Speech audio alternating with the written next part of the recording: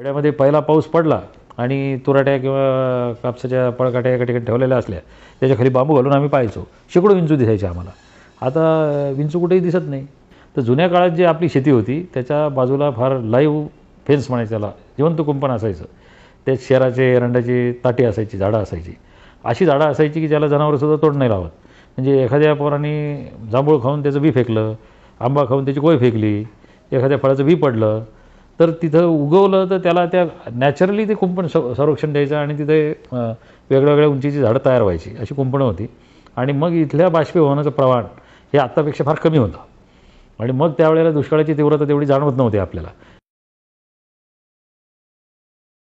जय किसान शेतकरी मित्रांनो, 2024च्या खरीप हंगामाला सुरुवात होती आहे. बऱ्याच लोकांना शेतीची आठवण यायला लागली.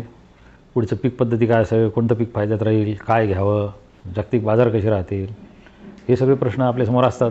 आणि शेवटी मग जसा पाऊस पडेल, जे उपलब्ध राहील त्याप्रमाणे आपण शेती करतो. अनेक अडचणीतून ह्या गोष्टीला तोंड देतो.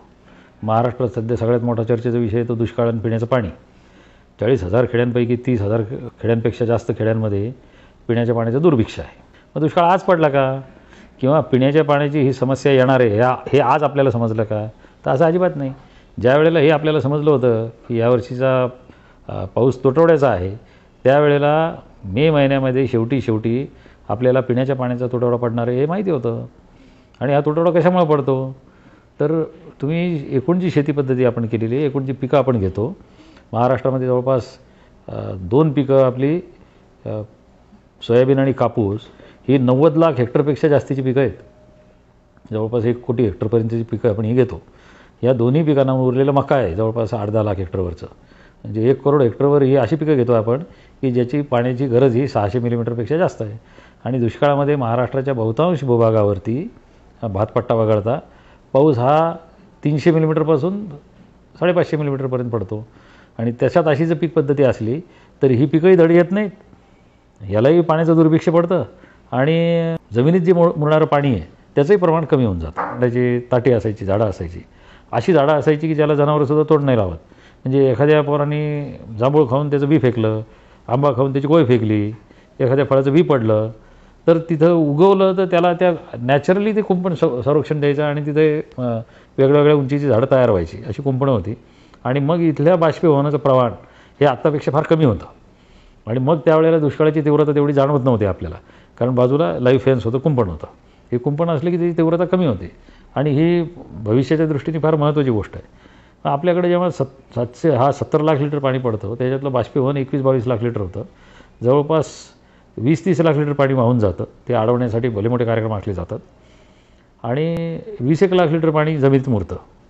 मग आपल्या भूगर्भाची क्षमता किती आहे, तर आपल्या भूगर्भाची हेक्टरी पाणी साठवून ठेवण्याची क्षमताच 6 लाख लिटरपासून 25 लाख लिटरपर्यंत आहे. आणि वॉटर रिक्वायरमेंट किती आहे तुमची, तर ऊसासारखं पीक घ्यायचं तर 2.5 कोटी लिटर पाणी पाहिजे मला. आल्यासारखं अद्रकसारखं पीक घ्यायचं तर 1.25 करोड लिटरपेक्षा जास्त पाणी पाहिजे. हळदीलासुद्धा 1.25 ते 1.5 कोटी लिटर पाणी पाहिजे. लसूण घासासारखी केळीसारखी पिकं घ्यायची झाली, उन्हाळी चारा पिकं घ्यायची झाली तर यालाही प्रचंड पाणी लागणार आहे. म्हणजे जमिनीच्या पोटात जेवढं पाणी आहे त्याच्यापेक्षा हेक्टरी रिक्वायरमेंट याच्या उपशाची जास्त होते. अशा वेळेला हळूहळू जमिनीच्या विहिरीतलं पाणी कमी होत जातं. मग काय करावं लागणार आहे, तर एकूण समाजाला ह्या पिकांचं व्यवस्थापन, पाण्याची उपलब्धता याचा वैज्ञानिक विचार करावा लागेल. असा विचार करावा लागेल की आमच्या नद्या वाहत्या ठेवण्यासाठी आम्हाला कुठल्या पीक पद्धतीचा स्वीकार करावा लागेल. आणि मग तुम्हाला संघटितपणे शासनावरती, शासकीय यंत्रणेवर असा एक दबावगट निर्माण करावा लागेल की आमच्याकडे जी पिकं येऊ शकतात त्याच्या मूल्यसाखळीला मजबूती देऊन त्याच्यातून आम्हाला पैसे आणि आमच्या गावामध्ये रोजगार तयार होतील असा दबावगट आपल्याला तयार करावा लागेल. विंचू हा आळीच्या कोशाचा सगळ्यात मोठा भक्षक. वेगळ्या आळ्या, म्हणजे ती बोंड आळी असेल, गुलाबी आळ्या असेल किंवा ती सेमिलोपर असेल, ह्या वेगळ्या किडींचा कोश खाणारा मोठा मित्र म्हणजे विंचू होता. आता ते विंचूच्या चावण्याचा एवढा धाक होता आपल्याला, त्याच्यापेक्षा त्याचे मित्र म्हणून जास्त काम होतं. तर हे विंचू वेगवेगळ्या केमिकल वापराने कमी झाले आणि मग आळ्यांची संख्या, किडींची संख्या वाढली, फार बीटीपर्यंत आपल्याला जावं लागलं. तीच गोष्ट मधमाशांची आहे. तशीच गोष्ट ड्रॅगन फ्लायची आहे, म्हणजे गांधील माशांची. या गांधील माशांचे जुन्या घरांमध्ये आमचे मातीचे धाब्याचे घरं होते, त्यावेळेला जिकडे तिकडे कुंभारे म्हणायचे लोक त्याला. ते कुंभारासारखं घर करून मातीचं घर करायचे म्हणून त्याला कुंभारे म्हणायचे. आणि ह्याचं घर जर फोडलं तर हिच्यामध्ये खूप मोठ्या आळ्या निघायच्या. आम्हाला वाटायचं त्याची हे गांधील माशीची आळी काय की ती गांधील माशीच नसायची.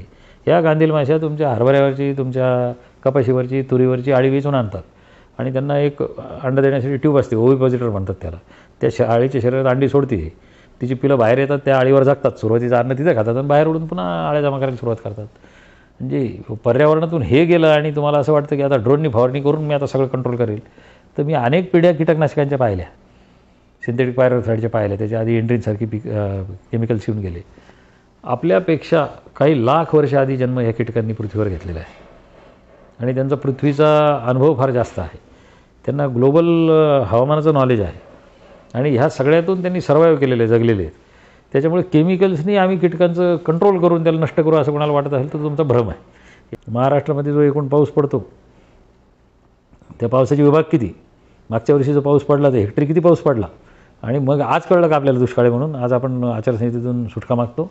याचं व्यवस्थापन, दीर्घकालीन व्यवस्थापन करायचं झालं तर आपलं वर्तन कसं असलं पाहिजे, कारण हा दुष्काळ हा मानवी वर्तनाशी संबंधित प्रश्न आहे. आणि मग पैसे असतील तेव्हा उधळायचे, नंतर कर्ज मागत फिरायचं, अशा माणसाला जसं उन्हाळा माणूस म्हणतो आपण, मग आपला समाज उन्हाळा झाला का? की पाणी आहे तेव्हा ते कसंही वापरायचं, त्यातून ना एम्प्लॉयमेंट क्रिएट होते, ना पैसा क्रिएट होतो, नद्याचे प्रवाही आटतात, वृक्षराजीवर ताण येतो, जनावरांच्या पिण्याच्या पाण्याचे प्रश्न निर्माण होतात, समाजाच्या पाण्याचे प्रश्न निर्माण होतात. हे जे झाले आहे याला एकूण समाज म्हणून आपण जबाबदार नाही का? म्हणजे सगळ्यांचाच अभ्यास कमी पडत नाही का? किंवा सगळ्यांना वेळ देण्याची पद्धत, दृष्टिकोन आपला काही डिफेक्टिव्ह आहे का? याचा सगळ्यांनी विचार करायला पाहिजे आणि याचं अंतिम उत्तर शोधण्याच्या दृष्टीने आणि एक सुयोग्य व्यवस्थापन पद्धती विकसित करण्यासाठी या सगळ्यांनी आपण याचा विचार केला पाहिजे असं मला वाटतं. जय किसान. धन्यवाद.